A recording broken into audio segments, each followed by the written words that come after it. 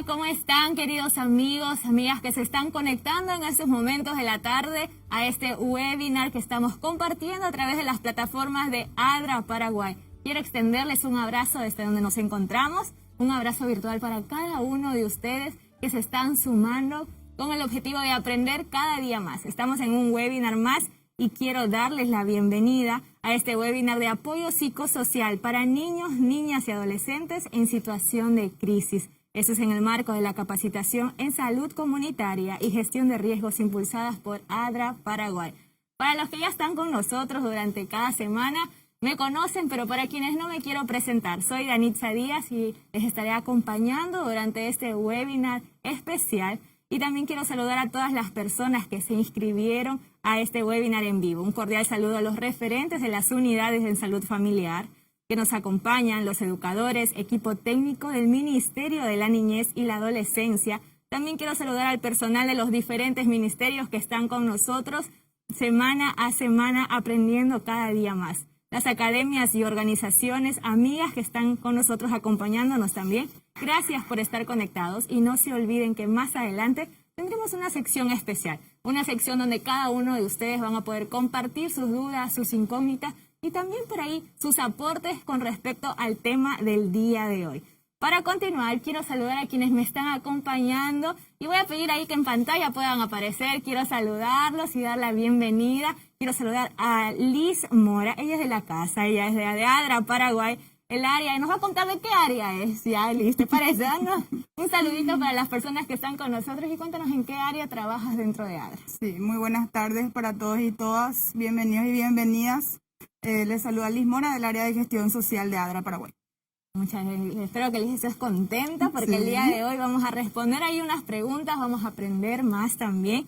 Y está con nosotros, quienes pueden ver en pantalla, al licenciado Álvaro Lobianco. Él es psicólogo clínico con maestrado en Ciencias Sociales, docente universitario también, diplomado en Políticas Públicas para Infancia y Adolescencia. Y podríamos continuar. ¿Cómo estás, Álvaro? Bienvenido. Buenas tardes a la gente que nos está viendo, a Liz, a vos también y a los compañeros que hacen posible esta transmisión. ¿Contento? Con toda la energía. Con ganas de aportar un poquitito también. Excelente. Intercambiar conceptos y conocimientos con ustedes y con la gente que está mirando. Muchísimas gracias. Así que anotando ahí lo que vamos a aprender el día de hoy y si van surgiendo incógnitas, también anotando ahí a través de la plataforma de Zoom, a través de la plataforma de Facebook o por donde nos estés acompañando para hacer las preguntas. Y acá Liz y Álvaro estarán prestos para responder y ahí liberar todas las dudas que tienen nuestros queridos amigos.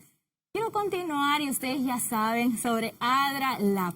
Ahí deberíamos quizás hacer una pregunta. Quien sabe ya puede escribirnos qué es ADRA Lab, si les está gustando, si están interactuando, están aprendiendo un poco más y sobre todo si están compartiendo con más personas para que puedan tener esa información que nos comparte la plataforma. Nos puedes encontrar también en Facebook, en Instagram como ADRA Lab. Dale seguir, dale me gusta, comparte las publicaciones, compártela en tus estados con otros amigos e invita a que se sumen más a esta comunidad de ADRA Lab. Ahora vamos ya a continuar con lo que estábamos mencionando, el tema del día de hoy. Y para eso voy a dejar a Liz Mora con el licenciado Álvaro Lobianco para que puedan hablarnos un poco más sobre apoyo psicosocial para niños, niñas y adolescentes en situación de crisis.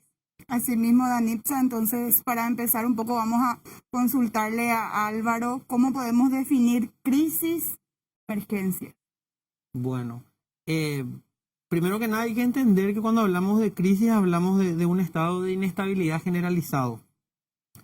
Las crisis no son las mismas en los niños adolescentes que en los adultos siempre. Y de hecho que cada persona tiene una forma diferente de manifestar una situación de crisis, ¿verdad? La problemática de crisis es muy amplia y más en este contexto de pandemia, donde hablamos de una transformación de la vieja normalidad, especialmente para los niños y adolescentes, ¿verdad? Y la transformación de esa normalidad no solamente se da en el aspecto individual, sino se da en todo su entorno, en todo lo que era su forma de vida, su interacción, y ahí es donde entra la necesidad de una intervención psicosocial. Eso quiere decir una intervención psicológica con énfasis en lo social también, en el entorno, en el grupo, en una intervención múltiple, no solamente enfocada en el niño o en el adolescente como un individuo aislado del entorno. Entonces por ahí un poco viene la intervención en crisis psicosocial, es entender que hay una situación diferente, hay una ruptura del orden actual de las cosas en la vida de los niños y adolescentes que requiere una intervención psicosocial, ¿verdad? Desde el aspecto psicológico y social también. En lo práctico, en nuestras casas hoy en día y en este contexto de pandemia, ¿cómo podemos identificar algunos detalles, algunas señales de alarma, digamos, que nuestros niños y nuestros adolescentes pudieran estar manifestando como señales de crisis? Bueno, primero que hay que entender, quiero hacer un poco un contexto más general para poder llegar a eso, ¿verdad? La vida de los niños cambió radicalmente, mucho más que lo que fue nuestra vida. O sea, los adultos quizás en un breve periodo de confinamiento nos quedamos en nuestras casas, pero después salimos un poquitito ya a trabajar, de alguna manera salíamos a comprar cosas del súper, etcétera.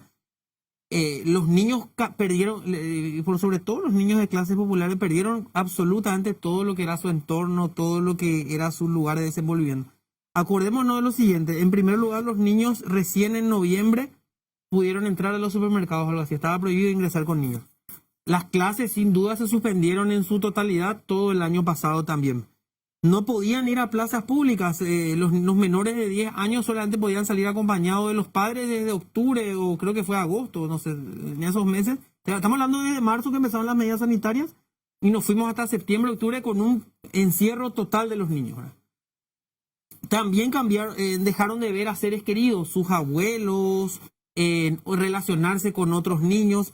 Todo eso generó un impacto enorme que, a ver, no lo digo yo, lo dice la UNICEF. Hay cifras devastadoras en cuanto a la realidad de los niños después de dejar la escuela. Porque y ahí voy a entrar un poco a hablar de la importancia de la escuela, ¿verdad? Porque la escuela cumple otro rol que no solamente es educativo. En medio de toda esa situación es que los niños tuvieron que aprender a sobrellevar, quizás en algunos casos vivir con padres o familias maltratadoras también, con menos paciencia y sin relacionarse prácticamente con nadie, a diferencia de los adultos que tenían algunas escapadas o podían hacer. Y la particularidad, a eso hay que sumarle, es que como los niños no protestan públicamente, no hacen movilizaciones ni están en redes sociales protestando, entonces se siguieron no hubo una urgencia en cuanto a las medidas de libertades para ellos, ¿verdad? En ese contexto se manifestaron un montón de situaciones de crisis y tiene mucho que ver con la edad, ¿verdad? Vemos ansiedad generalizada, cuadros de ansiedad generalizados. Los niños están muy ansiosos por conseguir cosas, se frustran muy rápido, tienen muy poca tolerancia a la frustración. Podemos llegar a ver episodios depresivos que son ataques de tristeza, de cólera, de ira, ¿verdad? Esos son síntomas un poquitito que alertan en el día a día y que deben llamar la atención de los padres. Abulia, cuando los niños se retrotraen hacia sí mismos y ya no socializan tanto, como que están encerrados. Ese contexto generó toda esa sintomatología variada, que es diversa de acuerdo a la realidad de cada niño, pero que puso la alerta en muchos padres de familia, ¿verdad? Y ahí es donde hablamos de la intervención psicosocial, porque para poder modificar algunas conductas del niño o mejorar su situación emocional, es necesario trabajar con los padres. Es imprescindible porque hay etapas, por sobre todo hasta los 7, 9 años, donde los niños son como esponjas, absorben todo lo que es el entorno, ¿verdad? Y yo de nuevo planteo, pongámonos en el lugar de los niños, perdieron todo eso que dije, y encima otra vez tenés padres que, malo bien, ya tienen poca paciencia, porque algunos padres tienen que ser profesor, tienen que ser papá, tienen que ser profesor de educación física, de arte, de todo, apoyo escolar. Y ya hay menos tolerancia también hacia ellos, ¿verdad? Fue un contexto muy difícil. Con el tiempo recién vamos a poder saber el impacto real en términos de salud mental de los niños. Lo que tenemos ahora son cifras de UNICEF, ¿verdad? Por sobre todo de la pérdida de escolaridad de los niños, que hablaba UNICEF de que millones de niños ya no van a volver a las escuelas. Hay también casos de desnutrición, ¿verdad? Porque las escuelas son lugares donde los niños se alimentan en muchos países también. Y son espacios de interacción. El aprendizaje en la niñez es a través de la interacción social, y eso se perdió con la pandemia. Entonces quería hacer un poco de este panorama general para poder entendernos, ponernos en el lugar de los niños y ubicar en perspectiva, ¿verdad? Quiero invitar a toda la gente a que pueda enviar a través de las redes sociales todas las preguntas, las consultas o testimonios que quieran compartir con nosotros, por favor, háganlo a través de las redes. Nosotros vamos a continuar con las preguntas para Álvaro. Álvaro, hablaste de los signos y de los síntomas que pueden manifestar los niños, las niñas y los adolescentes. Me parece súper importante esto que mencionaste, que también hay que trabajar con los padres, ¿verdad? Para darle ese enfoque integral. Entonces, ¿qué acciones, qué actividades se pueden también trabajar entonces específicas con los adultos y que eso también se reproduzca a nivel de niñez? Ya, bueno, primero hay que entender que esta situación transitoria que hablábamos de anormalidad, cuando en marzo se pensaba que era una situación transitoria, se convirtió en una situación de nueva normalidad. Es muy difícil pensar en un corto plazo de tiempo que volvamos a la normalidad que teníamos anteriormente, que los niños vuelvan a esa normalidad. Me olvidé de citar hace rato, algo que tan importante es para los niños, que son los cumpleaños infantiles, ¿verdad? Que más que menos los niños siempre desean eso porque son espacios donde se divierte. Eso se perdió en gran medida también, ¿verdad? Entonces, esa vieja normalidad es muy difícil que retorne y hay que tratar de darle un carácter de normalidad a esta nueva situación. ¿Qué quiere decir eso, verdad? Cuando empezó la pandemia, vamos a poner un ejemplo nomás. Una familia, vino la pandemia, confinamiento. Entonces llega la tarea por WhatsApp. Entonces la mamá tiene que preparar, tiene que tratar de atenderle a los chicos, tiene que cocinar y en el horario que puede le dice, vení, sentate acá un ratito, vamos a hacer la tarea en este momento. Y hacen el tiempo que puede. Y a la tardecita tiene querés que tu hijo haga ejercicio y bueno, en un ratito vamos a hacer ahora ejercicio, te lleva acá enfrente, que era lo que se podía, no a 500 metros creo que algo así. Eso funciona para una situación transitoria, pero para una situación de nueva normalidad hay que establecer, independiente de que se queden o no en la casa, hay que establecer un cronograma de actividades. Eso quiere decir que si las clases normalmente eran de 8 de la mañana a 11 del mediodía, ese es el horario que tienen los niños para hacer la tarea. Después voy a entrar un poco a hablar por edades, ¿verdad? Pero estamos hablando de una cuestión general. Entonces establecer eso. Se almuerza al mediodía, que es el momento de comer normalmente, no a cualquier hora o cuando uno pueda. A la tarde hay un horario determinado para ver tele, no todo el día con el video o con la pantalla porque el niño está aburrido. Se establece un acuerdo y se habla. Hay un horario también para el ejercicio. O sea, en los niños es sumamente importante y útil establecer hábitos, construir horarios, porque eso les va a servir para la vida, ¿verdad? Eso se desdibujó durante la pandemia, esa construcción de hábitos, porque uno hace las cosas en el horario que puede. Y ya no está mal la rutina de despertarte a tal hora, ponerte tu uniforme, irte a la escuela, hacer tu tarea y volver, no. Ahora se perdió eso, ¿verdad? Entonces, la primera sugerencia es eso, construir una rutina, un cronograma de actividades diario que los niños puedan cumplir. Quizás no se va a cumplir a rajatabla como en la escuela, pero por lo menos tratar de dar un marco normativo, que no esté a las 8 de la noche haciendo su tarea y por eso ya no puede limpiar, ¿verdad? No sé, pongo ejemplo porque a veces uno dice que limpie que haga su cama y cosas así. Otra sugerencia, por ejemplo, que siempre se habla es del tiempo de calidad para los niños. El tiempo de calidad. Hay una diferencia en relación al tiempo para el niño y el tiempo con el niño. Una cosa es cuando yo hago una actividad y tengo un encuentro familiar y le llevo al niño. Estoy haciendo una actividad con mi hijo, con el niño. Y otra cosa es cuando yo hago una actividad para el niño. O sea, destino un tiempo determinado para hacer algo que a él le gusta, que para él va a ser beneficioso y yo acompaño esa actividad. No importa si, yo siempre le digo a los padres cuando trabajamos en consultorio, no importa si podés estar 30 minutos al día con tu hijo, pero que sean 30 minutos de calidad. Que te quedes esos 30 minutos, te sientes a hacer algo con él, a escucharle, a compartir un momento, ¿verdad? Eso es lo que se plantea un poco. Y la tercera herramienta que siempre funciona es que en ese tiempo de calidad el juego sea un espacio de interacción con los padres también. El juego es una actividad para todas las escuelas de la psicología catárquica porque ayuda a que el niño se pueda liberar, pueda hacer catarsis y a su vez también es una actividad casi terapéutica para los niños porque proyectan sus fantasías, todo su simbolismo a través del juego, lo que es su vida, ¿verdad? Si vos ves que está jugando de manera muy violenta o ves que, no sé, se están besando los muñecos, te llama la atención para saber de que está hiperestimulado sexualmente, cosa que no es correcta para un niño pequeño, o que hay mucha violencia en el entorno. Entonces, acompañarle a través del juego, sentarse a jugar. Ahora, yo siempre doy como esas 3 sugerencias básicas a nivel general. Después la intervención se diseña niño por niño. O sea, hay que ver la realidad de cada niño. la realidad del entorno, la realidad de sus padres y ver qué es lo que se puede hacer. Excelente, Álvaro. Para continuar un poquito, quiero saludar a quienes nos están acompañando hoy en todo el país a través de las unidades de salud familiar, a través de las academias, a través de los amigos y las amigas del Ministerio de la Niñez también, que siempre están con nosotros. Entonces, saludar a la unidad de salud familiar Torín, saludar también a los amigos de la USF Cuaguareí del departamento de Guairá, saludar a la USF Medio Ayolas, a la USF San Miguel del departamento de Caguazú, a la USF Torres Cue, a la USF 3 de noviembre y a la USF 8 de diciembre de la ciudad de Pané. Muchísimas gracias a todas las unidades de salud que siempre están acompañándonos y obviamente participan también de este proyecto Innovación y Desarrollo Estadístico y Educativo de ADRA Paraguay. Álvaro, hablaste un poco mucho de ansiedad y depresión, que son palabras que comúnmente estamos escuchando, es como ya, digamos, de forma repetitiva.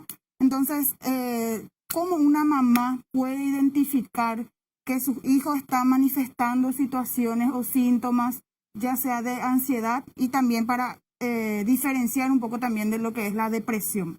¿Cómo podríamos nosotras las madres identificar eso en nuestros hijos? Ya. Primero que hay que entender que los niños, que existe algo que se llama el desarrollo evolutivo de los niños, que son las etapas psicosociales que ellos van quemando y van pasando, donde el desarrollo, el aprendizaje y las habilidades cognitivas son diferentes, ¿verdad? Hay muchas formas, a veces me pongo en modo profesor porque soy docente también, entonces quiero explicar las etapas del desarrollo de Piaget. Pero en realidad lo que hay que entender es que el niño interpreta lo que le pasa de acuerdo a su desarrollo evolutivo.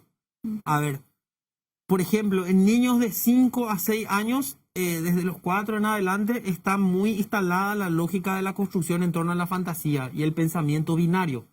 ¿Qué quiere decir eso? Que las cosas son blancas o negras. O sea, ¿por qué papá se fue? Porque no me quiere. Luego, ¿por qué vos me haces así? Porque no me querés. O me querés o no me querés. Es muy binaria la cosa, ¿verdad? Y también en torno al pensamiento fantasioso, ¿verdad? Los dibujos animados que se traspolan a veces a la realidad. Tienen amigos imaginarios. O sea, se construye. Entonces, la construcción simbólica del niño a esa edad es importante entender para saber la forma de cómo se le va a abordar y qué es lo que le está pasando. Más adelante, a partir de los 7 a los 9 años o incluso antes de llegar a la adolescencia, empiezan a construir algunas capacidades de abstracción, que es entender una situación determinada, interpretar esa situación. O sea, ya le puedes explicar de otra forma las cosas también y tu intervención es diferente. Dicho esto, hay que entender que hay patrones generales que se reproducen, que son disfuncionales y se producen en los niños, ¿verdad? Yo quiero citar algo porque a veces está tan comercializada la salud, esa es una realidad también, que hay muchos diagnósticos que se hacen por hacer. Esa es una realidad que existe también. Entonces cualquier cosa ya se diagnostica, depresión, ansiedad, hiperactividad o lo que sea. Hay que ser muy cuidadosos con los diagnósticos. Contrario a lo que se piensa, en los niños la depresión no siempre es un estado de abulia, de bajón emocional. Los primeros síntomas de la depresión en niños están relacionados a la ira, al cólera, se enojan, tienen poca tolerancia a la frustración. ¿Por qué aparece la ira? Porque a diferencia de los adultos que cuando estamos tristes podemos quizás hacer una abstracción o pensar que estamos tristes, no sé, porque tenemos problemas con nuestra pareja o porque nos va mal en el trabajo, los niños no comprenden por qué tienen esa sensación muchas veces. Y esa incomprensión le genera una ira, una rabia hacia un objeto determinado. Y ahí es donde se manifiesta y aparece la ira como un factor a tener en cuenta y como un síntoma de la depresión. No porque tenga ira va a ser depresivo, por eso empecé diciendo eso, ¿verdad? Pero sí es un factor que nos tiene que tener en cuenta. Que tenemos que tener en cuenta. La ansiedad, hay grados y grados de ansiedad. Hay grados normales de ansiedad cuando está por llegar su cumpleaños, cuando va a recibir un regalo, cuando quiere comer, cuando quiere verle a alguien, ¿verdad? Pero la ansiedad generalizada sí ya se convierte en una disfuncionalidad. Cuando el niño no puede tolerar terminar absolutamente nada. Quiere rápido esto, empieza a hacer dibujos y se enoja y rompe ya su hoja porque le sale mal, empieza a hacer dibujos y deja y ya quiere otra cosa, come todo lo que hay en la heladera porque está con mucha ansiedad también. Son síntomas que uno ve y que ya no son normales. Esas son las cosas que nos tienen que llamar un poco la atención como padres, ¿verdad? Cuando ese rango normal de ansiedad que se le conoce al hijo sobrepasa los límites y lo ves muy alterado, ¿verdad? Y ahí se sugiere siempre con los niños, hay una cosa que quizás se perdió el hábito en la pandemia, pero que es central y tiene que ver con las actividades físicas. Los niños tienen que quemar energías durante el día para reducir los niveles de ansiedad, evitar probables cuadros depresivos. La actividad física es como un remedio para los niños.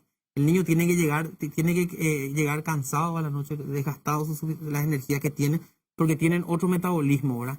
Entonces es sumamente importante que por día haya una rutina de actividades físicas para los niños. Eso es trascendental para poder bajar los niveles de ansiedad y evitar problemas de salud mental. Llevarla a las plazas, por ejemplo. Que corra, que se les lleve a la plaza. Si es posible que tenga actividad diferenciada. Ahora están las escuelas de fútbol que no están practicando a nivel grande, pero por lo menos algunos entrenamientos funcionales, que se vaya a la plaza a correr, como decís vos, en que pueda hacer alguna actividad que ayude a que queme energías. Eso es trascendental, ¿verdad? Inclusive en todo tipo de poblaciones, eso va hasta la adolescencia, ¿verdad? Es central eso para bajar los niveles de ansiedad. Menos actividades físicas, más sedentarismo, igual a ansiedad y problemas de salud mental. Entonces, agregar a la rutina diaria, esta rutina tan importante de la que hablabas, de que si a la mañana va a la escuela, volver a las actividades en el turno mañana, a las actividades propias de educación de la escuela, luego el almuerzo, a la tarde alguna actividad recreativa segura. Se puede incluir entonces las visitas a las plazas, también teniendo obviamente en cuenta todo el protocolo. Y me parece súper importante también esta conexión que se puede volver a fortalecer entre los padres, entre los integrantes de la familia con el niño, porque pueden ir en familia a compartir ese tipo de espacios, Álvaro. Sí, es trascendental, pero hay que entender que la relación que los hijos van a tener con sus padres es diferente a los niños. Me decía la mamá de una pacientita que tenía hace poco, me preocupa porque mi hija me empieza a tratar como su amiga. Y no, vos qué haces, y le estira el pelo y le hace broma. Y lógico que le va a tratar como su amiga si ya no vio niñas prácticamente en un año. No tiene con quién relacionarse como se relacionaría con sus amigas. Entonces la mamá se convierte en su amiga, por momento tiene que ser su mamá, por momento es su profesora, y se desdibujan los roles ahí. Por eso es importante entender que hay un momento para cada cosa, ¿verdad? La socialización de los niños con otros niños es importante, con todos los cuidados con el protocolo. En algunos casos se mantenía de manera virtual, pero es trascendental que los niños recuperen esos espacios de socialización que tienen con otros niños también. Para su desarrollo evolutivo es trascendental, ¿verdad? Ellos construyen aprendizaje a través de la interacción social. Excelente, Álvaro. Quiero leer un poquito lo que está aportando una de nuestras participantes a través de las redes sociales. Dice, los niños viven presionados, sabemos eso, más en este contexto en la escuela que están con las tareas, entonces viven presionados por padres, por sus madres, quienes intentan dar las tareas y el apoyo, cumplen este rol ahora, siendo que su capacidad intelectual está un poco tal vez ya limitada por esa sobrecarga. ¿Cómo podemos trabajar con un niño que tal vez, me pongo en el lugar de las mamás, el niño no quiere hacer la tarea, está cansado, ya es como que ya está, digamos, colapsado? ¿Cómo podemos incentivar las mamás para que nuestros niños le puedan agarrar el hilo otra vez, digamos, desde la casa? Mira, yo siempre sugiero algo en este sentido. En este contexto de tanta anormalidad y tan dificultoso como expliqué al principio para los niños, la prioridad es la salud mental. O sea, no te sirve de mucho que el niño tenga buenas notas y un alto rendimiento educativo si se está destruyendo en términos de salud mental. Entonces, primero es importante saber hasta qué punto se le va a exigir al niño. Y los padres son los que tienen que, somos o deberíamos ser los que tenemos la capacidad de saber cuál es el tope de nuestros hijos para empezar a hacerle exigencia. Si nos damos cuenta que está llegando al tope y nos está completando una tarea, pausamos un rato, damos un tiempo, se hace una actividad recreativa, se le entretiene al chico y después se retoma la tarea, se genera un compromiso. Si estás cansado, podemos parar un ratito y podemos ver un poco más tarde. Yo sé que algunos padres van a decir, no, usa eso como para no hacer su tarea, ¿verdad? Pero es un escenario difícil, sobre todo desde la perspectiva de los niños y desde los padres que tienen que cambiar. A veces vos ya querés que haga su tarea porque después tenés cosas que hacer y ya no le vas a poder acompañar. Entonces la sugerencia siempre es medir cuál es el nivel de tolerancia de los niños para hacer sus tareas, cuál es el nivel hasta dónde le podemos exigir, y si es necesario bajar un cambio, esperar el momento adecuado y después no pasa nada si no envía la tarea en ese momento, puede enviarla más tarde o mañana también. Por eso hablo del orden. La educación es trascendental, pero las escuelas y la educación ahora generaron un impacto, yo diría como un efecto rebote, ¿verdad? Que tiene que ver con la salud mental. O sea, lo que está en riesgo ahora para los niños es su salud mental, por todo esto que a veces nosotros no vemos. Ellos perdieron muchísimo más que nosotros y están en una situación difícil. Hay niños que lo pueden sobrellevar de una mejor manera, sí. Hay otros que no, entonces hay que ubicarnos en ese contexto, priorizar la salud mental y también la parte educativa, pero en su tiempo, ¿verdad? Dice una de nuestras participantes, ¿dónde recurrir? ¿A quién pedir ayuda en el caso de que esté identificando estas señales, estos signos de alarma que estuvimos hoy conversando? ¿Dónde podemos pedir ayuda, Álvaro? En el sector público, yo sé que la cátedra del Hospital de Clínicas estaba dando algunos tipos de atención, estaba ofreciendo.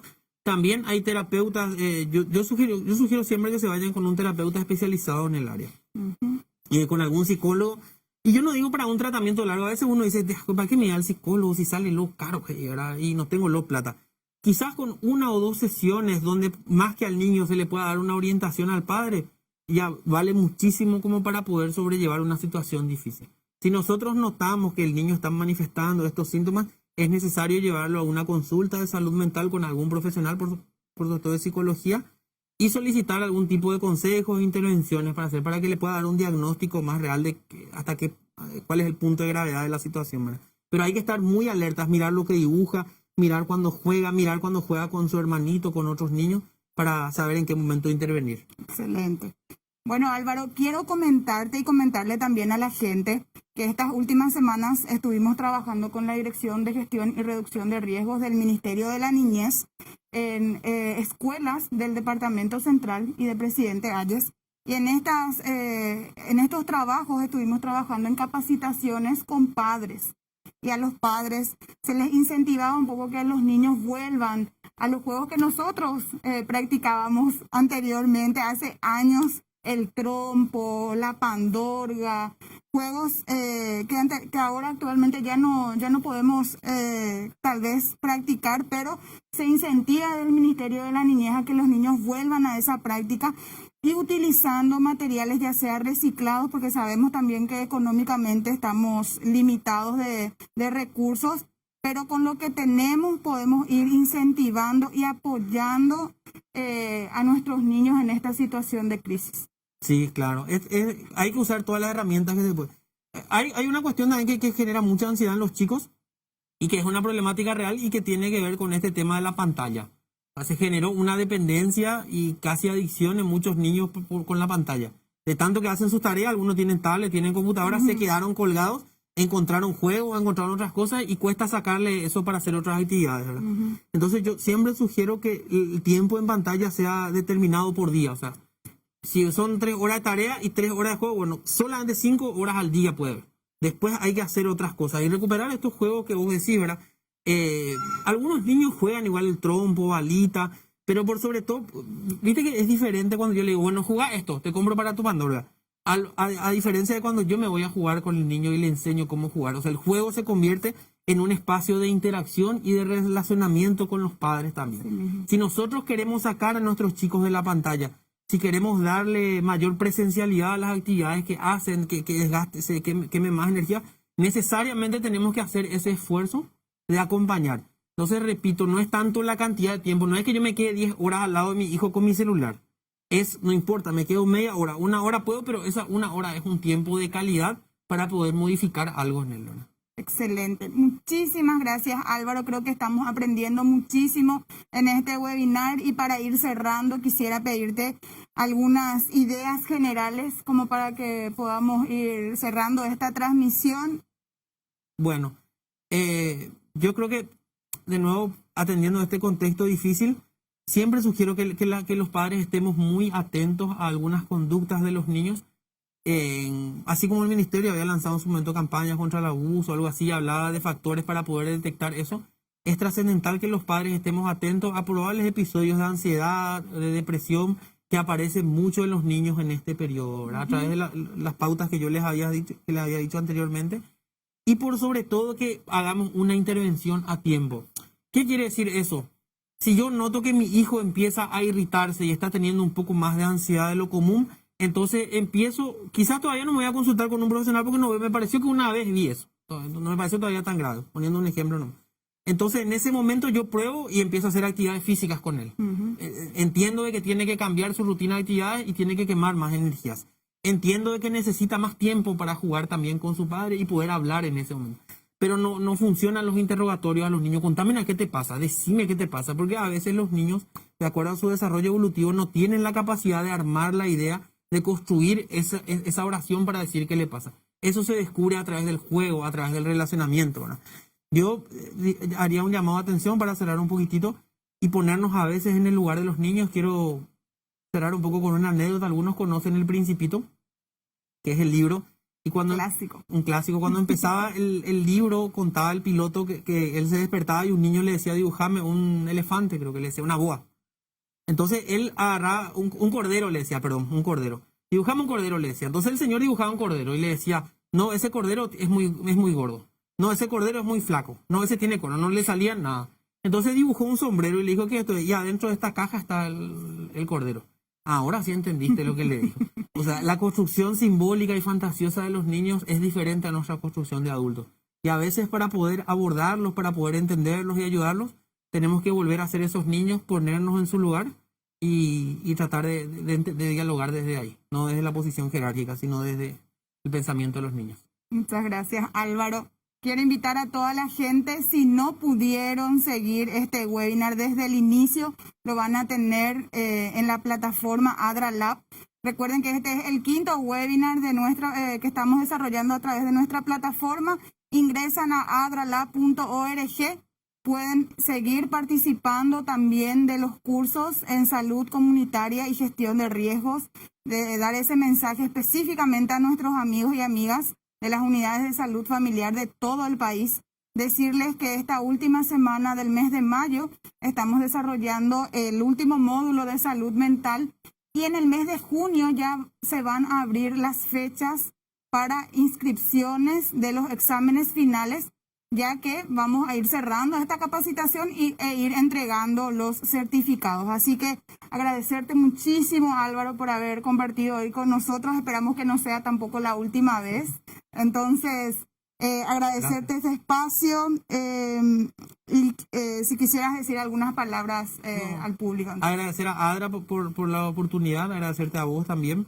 Y bueno, a estar muy atentos y a saber el valor. Los niños no son el futuro, son el presente de hoy. Así es, muchísimas gracias. Al finalizar este webinar pueden acceder al link de satisfacción para que podamos conocer un poco más también de la llegada de nuestras transmisiones y les esperamos en un próximo webinar a través de ADRA Lab. Muchísimas gracias. Buenas tardes.